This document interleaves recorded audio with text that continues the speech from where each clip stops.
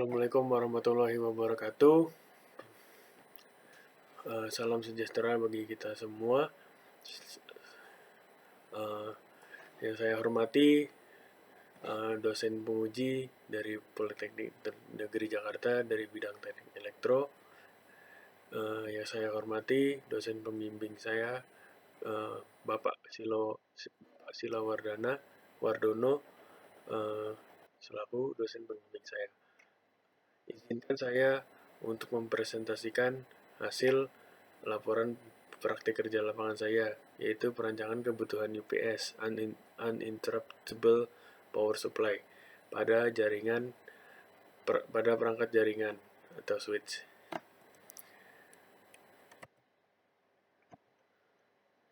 Pelaksanaan PK saya yaitu waktu pelaksanaan yaitu 17 Oktober sampai 18 Oktober 2021. Pembimbing industri saya yaitu Bapak Gary Indrawan di PT Telkom Indonesia IS Regional 2 yang terletak pada Jakarta Selatan, Gatot Subroto. Latar belakang laporan praktik kerja lapangan saya itu adalah kebutuhan UPS pada perangkat jaringan ini amatlah penting untuk keamanan dan juga umur dari perangkat itu sendiri. Maka dari itu perlunya UPS sebagai alat tambahan agar pengoperasian perangkat jaringan dapat berjalan dengan lancar. Kemudian saya akan menjelaskan pengertian dari switch. Switch adalah pengalih jaringan atau sebuah alat yang menjalankan penghubung tidak terlihat dari banyaknya jaringan. Switch ini cara kerjanya mirip seperti suatu jembatan yang bisa mempunyai multiport, yaitu jembatan yang bisa terbagi-bagi. Kemudian fungsi switch itu adalah untuk manajemen lalu lintas yang ada pada jaringan komputer. Alat ini mempunyai tugas untuk mentransfer suatu paket data sampai ke tujuan perangkat yang tepat.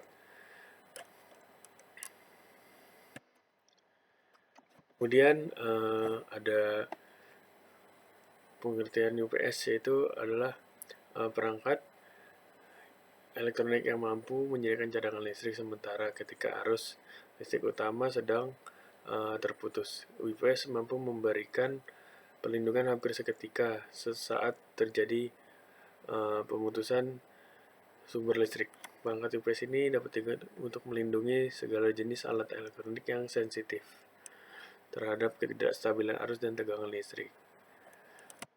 Kemudian ada fungsi UPS, yaitu memiliki 3 fungsi, adalah sebagai alat untuk menstabilkan arus listrik yang mana terjadinya naik turun arus listrik dan juga tegangan yang naik turun. Kemudian ada sebagai alat yang juga mampu menstabilkan listrik.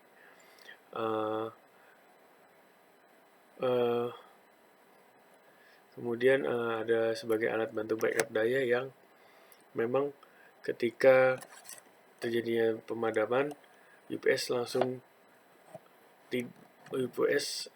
membantu untuk mengantarkan data ke server. Kemudian jaringan yang ke server itu tidak dapat terputus. Kemudian prinsip kerja dari UPS bekerja berdasar pada kepekaan tegangan. UPS akan mengalami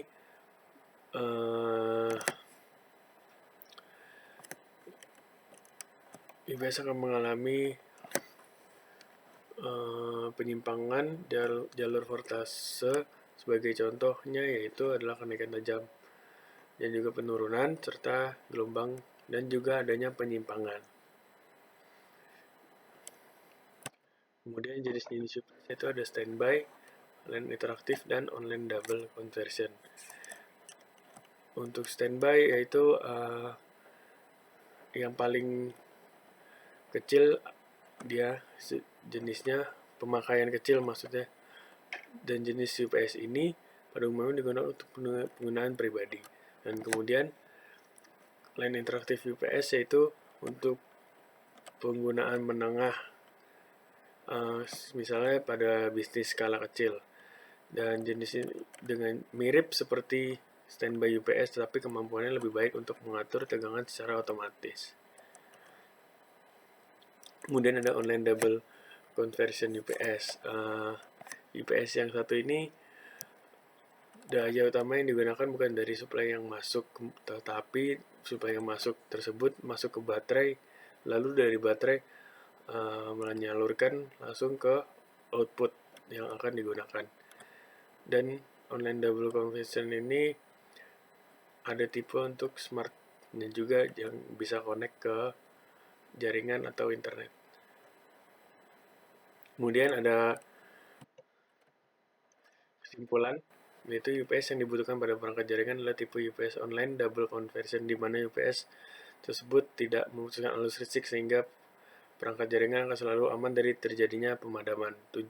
Kemudian poin B, tujuan perancangan UPS pada perangkat jaringan faktor utamanya dikarenakan sering terjadinya blackout atau pemadaman yang hanya beberapa menit, sehingga dapat membuat perangkat jaringan pada rak server menjalankan ulang yang mana memakan waktu banyak, bahkan bisa membuat kerusakan karena adanya faktor usia perangkat. Kemudian poin C, yaitu hasil pengukuran daya pada panel output menuju rak server perangkat jaringan berbeda dengan total daya sudah ada sesuai spesifikasi. Hal ini disebabkan pada tiap perangkat jaringan mempunyai jumlah port yang berbeda, dan port yang digunakan tidak semua port itu ada penggunanya. Jadi ada beberapa yang kosong, masing-masing perangkat akan berkurang. Baik, sekian, terima kasih. Kurang lebihnya mohon maaf. Terima kasih untuk para dosen penguji dan juga dosen pembimbing saya. Wassalamualaikum warahmatullahi wabarakatuh.